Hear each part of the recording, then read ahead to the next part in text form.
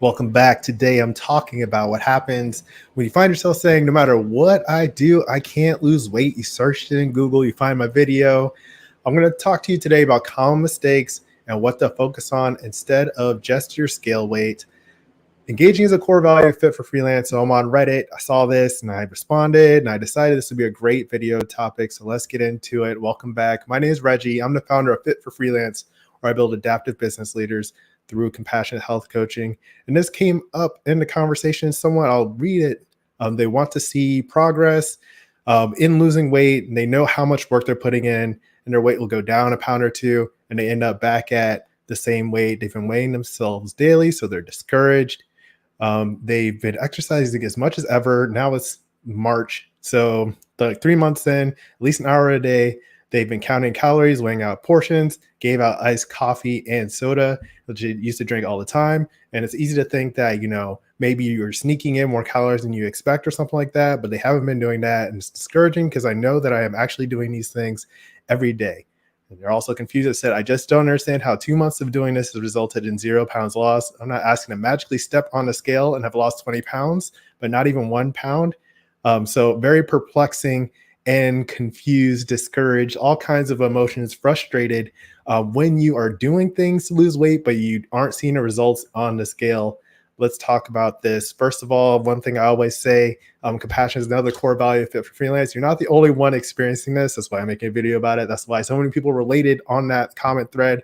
And there's nothing wrong with you for going through this experience like this. It's not that like you have to feel guilty or mentally weak or that you suck at life. Like this is part of the process when you're changing your health. Okay, so let's talk about some of the common mistakes when people are trying to lose weight. One of them, eating bigger portions or more often than you thought, going crazy on the weekends, drinking too many calories, or you're too sedentary. So usually a lot of times if someone is not paying attention to these kinds of things, like if you're on a diet, but Friday, Saturday night, you're just going crazy with all kinds of less healthy foods, the Zinger's Mountain Melt or something like that, that's going to have an impact and kind of increase your average throughout the week in your calorie intake. Drinking too many calories, if you're drinking more than one soda or several sodas or a ton of beer, that's going to be a factor. And then also if you're sitting down too often, research shows that the frequency of the breaks you take, they don't have to be long breaks, but standing up more often, up to 5 minutes, can make a huge difference. So if you're not doing any of those things, or if you are doing one of these mistakes, then you're going to not see your results as expected. So this doesn't really address with the person who made that original post. They thought that they had all those things under control. And so those are the first things to look at. On YouTube, I've linked to 20 common reasons why you're not losing as much weight as you expected. So these are some of the other things to look for besides the one I just listed. So what I want to do next is look at some of the bigger picture things, right? When you are thinking you're on the right track, you're doing what you can, you're tracking your foods, you're making a difference. I want you to take a step back and look at your vision. So guilt-free process, vision, focus, and practice. Vision, what does a healthy, fulfilling life of your dreams look like? And that's a big question. Is it really about the scale? And then taking a look at the focus, which goals support that vision? What is the real goal? So when you have a bigger vision, you're able to connect your goals to that. And that way you can measure what matters. I'm going to describe that a little bit more. And a lot of times what you find is you might think that you want to lose weight, but it's not about the weight at all. And when you're talking about motivational interviewing, anytime you're working with a personal trainer or health coach, you're going to find out why you want the changes that you think you want, or you believe you want what feels right. So a lot of times you think you want to lose weight, but you really want to feel more confident. You want to feel more attractive. You want your clothes to fit better. Maybe you want a bigger selection of clothes. You want to have more energy, feel more attractive, be healthy. Your doctor told you to lose weight, right? You want to be around, have more energy for your kids. There's tons of reasons to make these health changes. You want people to talk good about you. You don't want to feel like a slob or anything like that, right? These are all factors that are beyond just the weight number when you look at your scale. That's why I put a little subtitle, Why Your Scale Sucks, on is because your scale cannot measure any of that. And sometimes I've been known to rant about this. I initially named my Facebook group the Scale Smasher, so you can break your scale, because it's such a bad measure for anything beyond how much you weigh down an elevator, or if you're going to ride a horse or something. Okay, and that's what I put here next. No one cares how much you weigh unless the elevator is full or if they have to carry you somewhere, right? If someone's picking you up, they're like, oh man, you're really heavy. They're going to notice that. But other than that, your weight is not really what most people need to be tracking. Click like if this is making sense to you so far. All right. Another thing to add is if you're training, you're probably increasing your muscle mass. So this person has been doing a lot more exercise in the last 3 months than they did the whole last year. If you're able to stick to a workout program or exercise, even if you're just walking more often or doing body weight exercises, or if you have a coach or you have a workout program that you found online, any of those things, if you're training, you're probably increasing your muscle mass. And this is a big factor. The question I have, how does losing fat mass plus adding lean muscle mass affect your scale weight reading?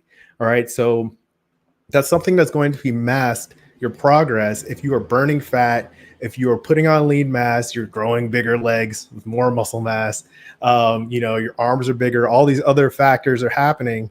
That's going to increase your weight on the scale that in a way that's going to hide the fat that you're burning. Also, muscle mass is more dense for the same volume. So you're going to like gain more weight typically if you are increasing your muscle mass. So I'm hoping that makes sense to you here. So I'd have your scale masks your progress, and it's literally like the worst way to measure your health changes and composition because it just doesn't matter. Like it doesn't matter. It doesn't matter. Okay. So what I want to tell you here is measure what matters, then build a practice to do things that impact that. All right. So looking at goals with realistic focus and what works for you, other things to track. If your scale doesn't reflect the changes that you think you're making, or your scale is broken or anything like that, other things to look at, waist circumference, measuring your body fat percent with calipers. There's in-body composition scan, bod pod, different things, different ways to track realistic measures that can like kind of suss out. They can indicate the difference between fat mass and lean muscle mass, or have some other effects like your waist circumference. Your clothes are going to fit differently. You're going to have a different appearance when you're changing your health that's not reflected on your scale. Other ways to track, you can look at your biometric tests like cholesterol. If you have high cholesterol, then changing your health habits is a really good way to lower that. And then some more of those other measures, if you are wanting more energy, if you want to feel better, if you want to feel more confident, this is not going to be reflected on your scale. This is something that you can journal. You can write your energy levels. You can track that day over day, create an objective measure. How do I feel on a scale from 1 to 10 today? I have the burnout assessment test below. So if you want objective measures on like 34 different indicators of stress management and how close you are to burning out, your health habits can affect that. That's a good way to create an objective measure that doesn't rely on your scale. And just different ways. Think of different ways that can actually track what you actually want, the result that you want from your health habits changes.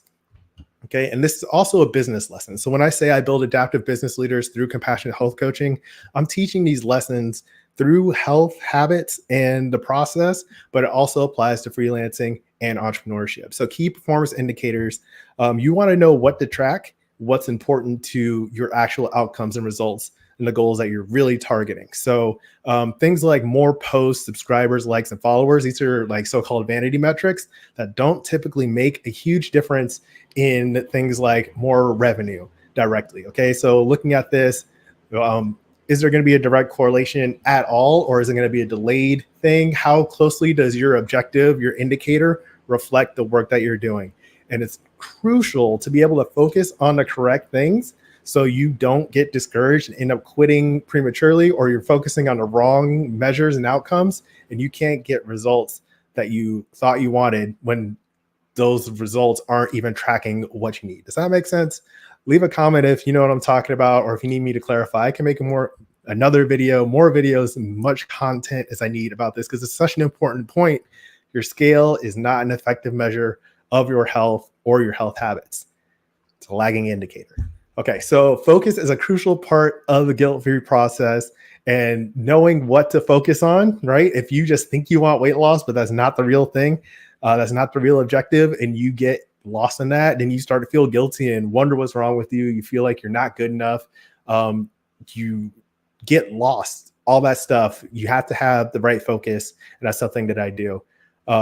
I help entrepreneurs prioritize so they love their body again and feel confident going for their biggest business goals. So, like I said, these things tie in together where you know what to look for, you have a vision, you know what to track for, and you create a practice. If you want help choosing the right goals as well as crafting the vision for the healthy, fulfilling life of your dreams, that's the key question. What does the healthy, fulfilling life of your dreams look like? Is it worried about how much you weigh down an elevator, or if your friends can carry you? Tell your friends to work out. I don't know. But if you want help choosing the right goals and crafting this vision, check out fitforfreelance.com, the link in the description below. I'd love to work with you one-on-one. And I also have a Facebook group. So all that's in the description below. And the next, I want you to check out my weight loss mindset advice for entrepreneurs. There's a video I'll put next to my head. So what do you think? If you're having a hard time with weight loss, using your skill to track it, focusing on the wrong things, let me know if this conversation makes sense to you, and check out that next video right next to me. That's all I have for you today. As always, keep practicing. Peace.